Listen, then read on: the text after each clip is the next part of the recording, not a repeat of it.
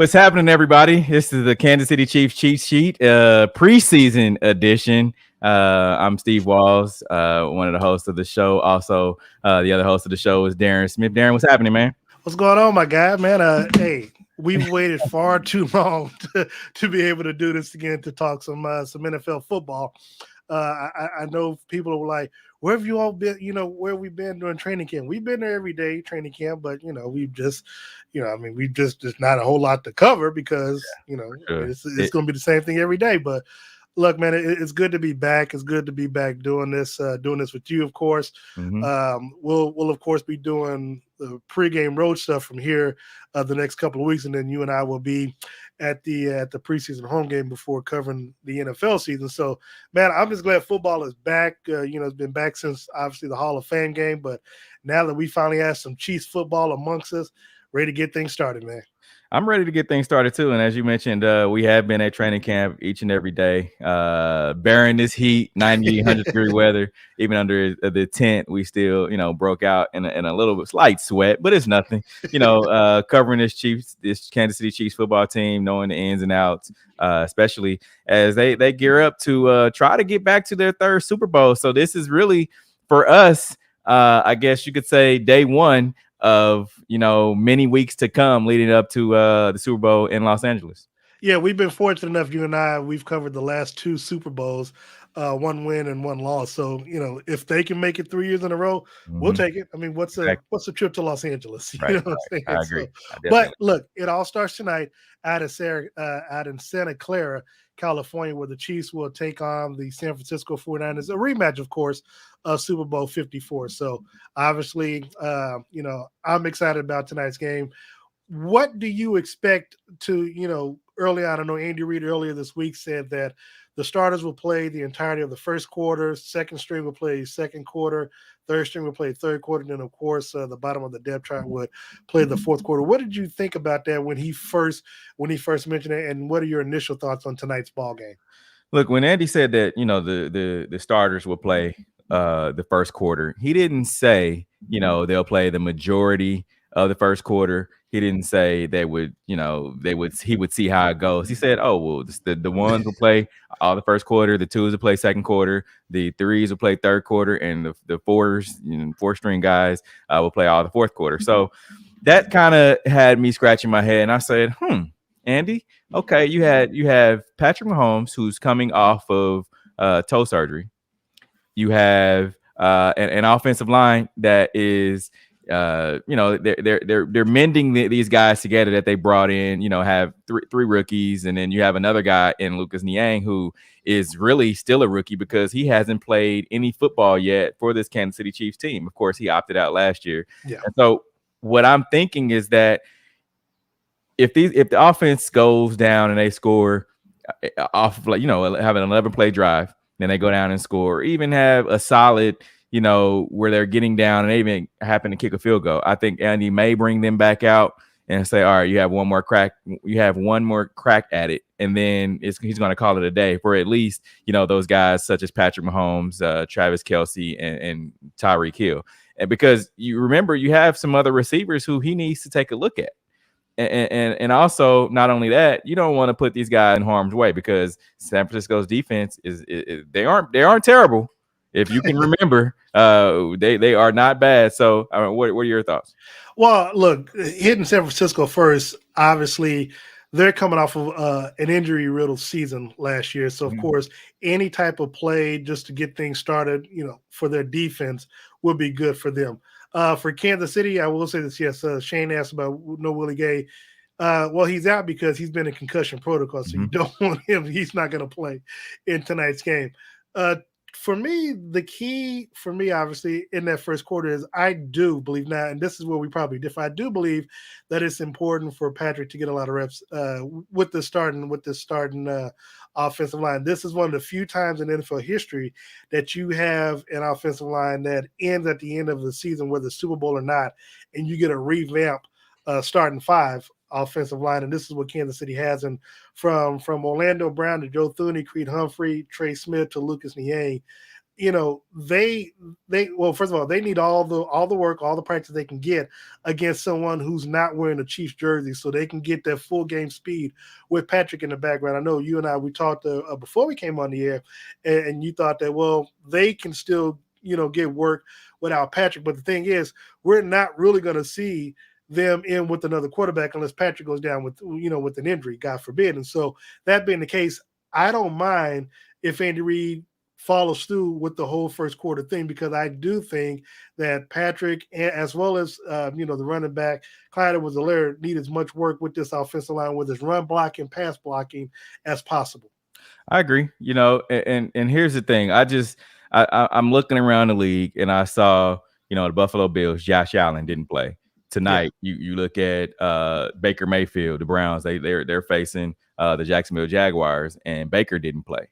So I'm thinking, I'm like, okay, you have both of these guys who are in the same division, and they are not playing. Now, they both don't have a revamp of the offensive lines. I get that. However, you can have where these guys are, the offensive linemen are out there, and there's still no Patrick. The quarterback back there, it doesn't matter whether it's Patrick, whether it's Chad Henne. Cadence is a little different, but yeah, but it really doesn't matter who's back there. But again, the only disagreement I would say hold on, Darren. Yeah. The principle is still the same. The principle is still, you don't want your quarterback to be sacked. You still have to block. So I mean, it doesn't matter. That part you won't get any arguments with me about. But here's the thing: Andy will call a different game plan if you got Chad Henne in versus when you got Patrick. And Patrick, now, according to Andy, he doesn't. Well, look, we both know this. Yeah, because Chad Henne's not going to do any type of running around all over the field like so. Right. Again, that's really why I say with Patrick, especially with Orlando Brown. Orlando Brown's going to be protecting his blind side, so he really needs to get in game speed mode with Patrick doing his Patrick Mahomes type stuff. Where, first of all, with this line as good as we projected to be, he shouldn't have to do a whole lot of running around. If he does, it's just because they're giving him a lot of time. So again, I don't. It's not that I disagree with you because I really don't about Patrick and what this offensive line should be able to do without him. But again, is that they're going to be playing more so with Patrick than anyone else, unless obviously Patrick gets injured. I agree. I agree. Now you have, of course, Creed Humphrey, Trey Smith, Orlando Brown, Lucas Niang, and I don't think Rimmers will play tonight, just because he's coming off that injury, and you just don't want to risk it. But as long as his offensive line, I know for sure that the offensive line will play the majority of the first quarter, if not going into the second quarter, because you have a lot of depth there, and I do believe most teams keep 8-9 offensive linemen, but the Chiefs do not want to run into that same problem that you've run into the past 2 years, where you lack a depth in that offensive line. So they'll probably keep 10 guys. No. I don't disagree with that at all. And of course, when you look at the second string, you got, like you said, mentioned Rimmers, Nick Allegrady, Austin Blythe. We'll probably see the doctor. I don't think so. He has. It was reported today that he's not going to have surgery on his he Oh yeah, he broke did. something Yeah, in I his forgot hand, or broke his fractured arm something in this week. his hand. So look, and you also might see an Andrew Wally, but like I said, I think we'll see more of the offensive line, the depth on that. Again, I think you just see the first of the starters just on the in the first quarter, but I do think that you'll see the second and third string, mostly because if nothing else, the Chiefs will have a lot of trade bait, so to speak. Yeah. When it comes towards the end of training camp, and the other thing is, of course, if fans don't seem to understand this, is that Tuesday begins cut day, and so because you only got 3 weeks of preseason, the Chiefs will start doing some massive cuts this Tuesday coming. So if you're third, fourth string, you've got to make your impact tonight in the limited time that you're going to have to play. Yeah, I agree. And then you're looking at some other guys, even the wide receiver group. Yeah. Let's move on to there, because with those guys, you even have a rookie, Cornell Powell. I look to see him, play majority of the second quarter and third quarter, because I want to see what he can do. Yeah. He looked good in practice, but then you still have those rookie mistakes that he's continuing to make, and you're seeing Eric Bieniemy start to get a little frustrated, with Cornell at training camp, and he was even asked about Cornell Powell. What did he say? He said he loves the kid. He's a great kid, and he has a beautiful soul. Right. So that goes to show. I mean, Eric's gonna make it as a head coach one day. He's gonna make it. Exactly. So I also want to see with Noah Gray, tight end, what he brings to the table. And there's a new tight end that's worked his way from wide receiver, out of the wide receiver room to the tight end room. So I want to see what all these guys are able to do. It's preseason game number 1. So the cuts are being made on Tuesday, so they have to come out and ball. Yeah, and look, we know what to expect from the first, I don't want to say 22, but but most of the starters, of course, we're looking to see what the rookies are going to do. And also Nick Bolton, I think, will get the start in tonight's game. So we get a chance to see what the Chiefs' first draft pick does in tonight's game in the opening quarter. But to your point about the wide receivers, look, it's going to be important. Look, I know you talked briefly about Cornell Powell. He had a good start to training camp, but he's kind of fell to the background where he's kind of fell to third team. Now I know on the depth chart he's listed as a second string, so we'll get a chance to see. We'll see him, and I know just looking at the comments, Frank Clark is not going to play in tonight's game. Yeah. So I know he's talking about he hasn't seen stretching. He's not supposed to. He's not going to play in tonight's game. But when you look at the wide receivers, look, and the tight ends, obviously the person that you're interested in as well as I am, and of course our colleague Herbie Teope is going to be Jody Fortson, wide receiver, right. turn tight end. Also Byron Pringle, we get a chance to see what he's going to do in tonight's game, as well as Marcus Kemp. And the guy's been running with the ones. Yeah. So it's funny because we cover the team. and we've seen him every day. We're just looking forward to see, the depth chart. So like you and I will watch the game differently from other fans because we've been there. We've seen, lower on the depth chart what players can and can't do and what they've done in practice. So we get a chance to see what they're able to do against again live competition with somebody else at full speed in another uniform. Because remember, what did Orlando Brown say? He said, I mean, we've seen him in the one-on-ones, and Yeah. I was one of the main But you people were the one though, that's yeah, but you were the one exactly. that called it out though, that says that he's more of a game player than a practice player. And you have guys like that, but Yeah, then it's still a competition. It's still the you don't want the guy to beat you no matter how you look at it. I'm not gonna let the guy standing across from me make me look bad. And yeah, and to his credit, he has looked good in 11s, and in 11 personnel. I will say that, but he said that I don't care about getting beat on the one-on-ones. All I care about is working on my technique. So yeah. we'll see. That's going to be something to watch, and I will definitely be watching Orlando Brown. Yeah, and I will say this. He's got a point because one, you're not going to hit Patrick. So for Mm-hmm. him, he's more concerned about his footwork and his handwork. I know somebody asked what channel to watch the game. If you're in Kansas City locally, you watch it on KSHB. Otherwise, around the country, you can probably watch it on the NFL Network because they're showing all the games if you got the NFL Network, Mm-hmm. the preseason game. So, look, I agree with you. For me, I want to see Trey Smith. You and I have been watching Trey Smith. Like he has no one. Actually with he and Creed Humphrey, no one, not Jaron Reed, not Frank Clark, not Chris Jones, have gotten the best of those two rookies. And so, in the one-on-ones and what we've seen thus far. So I'm really looking for. Look, and I said on my respective show that when I'm in training camp, all I'm studying is that right side of the offensive line because I expect Orlando Brown, I expect Joe Thuney to do what they do because they're Pro Bowls and Joe Thuney is an All Pro, so he's the best at his position. But knowing Creed Humphrey didn't give up a sack when he was in college, Lucas Niang didn't give up a sack when he was in college. Obviously, Trey Smith. I don't believe I don't think he gave up a sack when he was in Tennessee. So just the amount of pressure that I know these players have on themselves, that I know Chiefs with the expectations.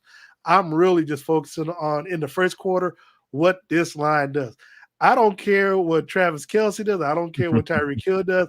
It is this offensive line because again, we saw it was the offensive line that kept Kansas City and kept Patrick Mahomes, from leading the team to another Super Bowl. So that being the case, with the moves that Brett Veach made in the offseason, obviously bringing in Jaron Reed as well, we'll get a chance to see what he does on the defensive line because we now will see Chris Jones on the outside. Mm-hmm. There's so much depth to what to look forward to this season, and just starting in tonight's game with the Kansas City Chiefs. I agree. I agree with everything that you said. Not only are we looking at the offensive line, but we're also looking at that running back group, right? Yes, yes, yes, Because yes. we've seen the running backs have to pick up, in pass pro. And here's the thing about Clyde Edwards-Helaire. I love the kid, but when we're looking at him being drafted in the first round, the Chiefs did not draft him in the first round to be a 2-down running back. Yep. They just didn't. So he's gonna have to be able to on third down have to pick up the blitz, have to be able to block some type of figure it out.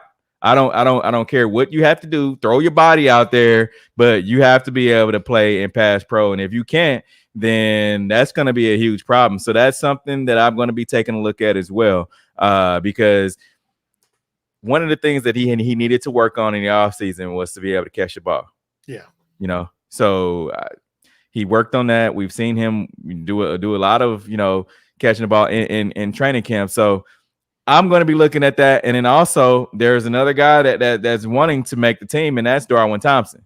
Even You're right. the thing about that is these past couple years he's been on the chopping block when you even going to last year. Now this year, I know he was on a COVID protocol list, so he missed the first 2 weeks. 2 weeks of practice. Yeah, so he started from behind, and he was running with third string, but what was it? Wednesday and Thursday, he seemed to be running with the second string. So we'll have to see.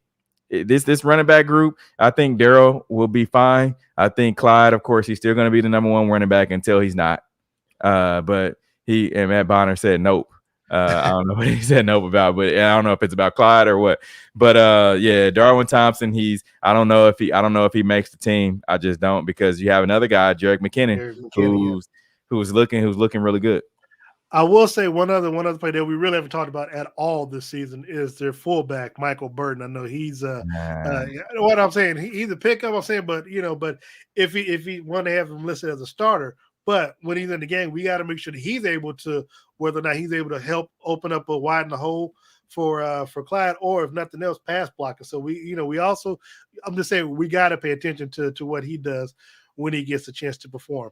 Obviously, Frank Clark's not going to play, but interested in seeing what Chris Jones, Jan Reed, Derek Knighty, what they do with that offensive line. And obviously, as we talked about, Nick Bolton playing, but Tyrann Mathieu finally gets a chance, saying hit somebody for real in tonight's game in the first quarter. So there's a whole lot to look forward to. Of course, kickoff isn't just about 15 minutes, Steve. So I know we're going to do this for about another 5 minutes or so, but I mean, there's so much. And then, of course, we can't forget about special teams. McCole Hardman is the kickoff returner, and as well as Byron Pringle, punt returner. So definitely looking forward to see that. And, of course, Harrison Butker and Tommy Townsend, see what they're able to do as well.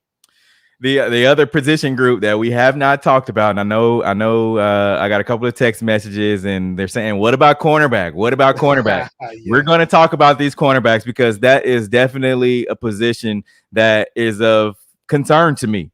Yeah. And of course, we don't have Bashard Breeland. Bashard Breeland is now playing with the Minnesota Vikings, and you still have Travaris Ward on that left side. So what does that mean for the right side? What does that mean for the depth at cornerback? Right now, L'Jarius Sneed is running with the ones. You have backing up on that right cornerback side, Rashard Fenton, Bo P. Keys, and DeAndre Baker. On that left side, you have Mike Hughes, he has not looked bad. Nope. He hasn't looked bad at all. And he had the task of guarding Tyreek Hill. He's had to guard Mecole Hardman. He's had to guard a lot of guys, and he's held his own out there. Then you also have Chris Lamons and also Manny Patterson. So that cornerback group is going to be one that I'm going to be watching as well. And look, we got a chance to talk to Spags earlier this week.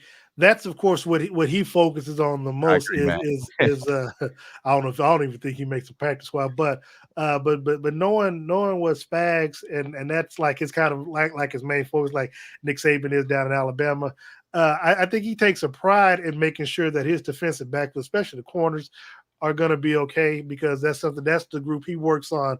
He focuses on intently, and so I actually got a lot more faith in these cornerbacks than a lot of Chiefs fans. I know they were freaking out because we didn't bring Bashard Breeland back, but I think they'll be okay, because one, most of them have been through the fire. I mean, they've been through the ups. I mean, they've been on the team that won the Super Bowl, and they've been on the team that that didn't win. And so DeAndre Baker, of course, he got hurt, I believe, in week 17. Broken leg. I mean, he's fully healthy. So I expect someone like DeAndre Baker, who the Chiefs acquired during the season last year, I expect him, not saying that he's going to be first round draft pick, DeAndre Baker, but I do believe he'll be much better than what Kansas City got a chance to see last year, because he's got a year, not only on the field in the system, but practice, full camp. Look, the fact that they didn't have a training camp last year for real, or in preseason games, I think that these 3 preseason games are going to help them immensely. I agree. Now, and I had the chance to ask Coach Spags about Travaris Ward, and we know last year, and it was one of the question was, all right, you've seen a lot of these the cornerbacks last year. I mean, Bashard Breeland had an interception, Tyrann Mathieu, all of these guys, L'Jarius Sneed, all of these guys were able to get their hands on the football.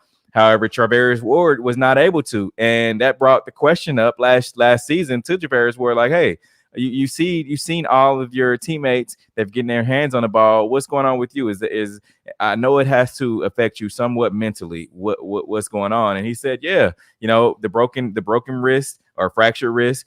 It's definitely having something to do with my mental because I'm not able to play like I really want to play. And so I asked Steve Spagnuolo, that very question this in training camp a week ago. I said, hey, is it when you're looking at last year, is it still having some kind of effect on Tavarius Ward's mental? He said, no, we put that behind him. That was last year. We're moving forward. And he had nothing else to say about Tavarius Ward. So no news is good news to me. Yeah, and that's just how I felt when with what he said. Yeah, and to that point, look, obviously, when you're playing with a fractured hand or a broken hand, it's hard to obviously grip a ball, and of course, you're really not going to be able to intercept the ball one-handed. So, because you remember going into the season, he had high expectations.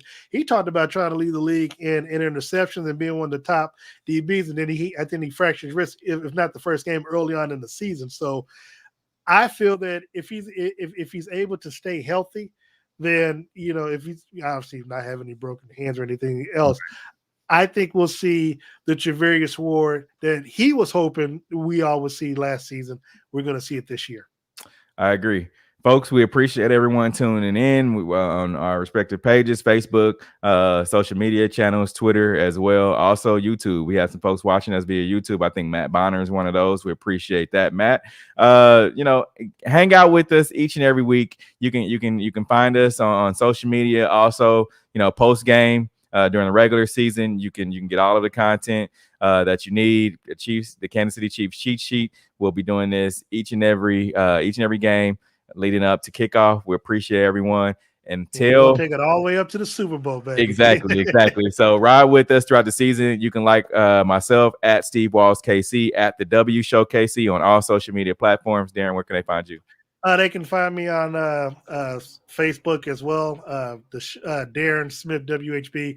Find me on Twitter as well at Darren Smith. I'm sorry, D Smith ESPN KC. All right, we appreciate it. Let's go, Chiefs.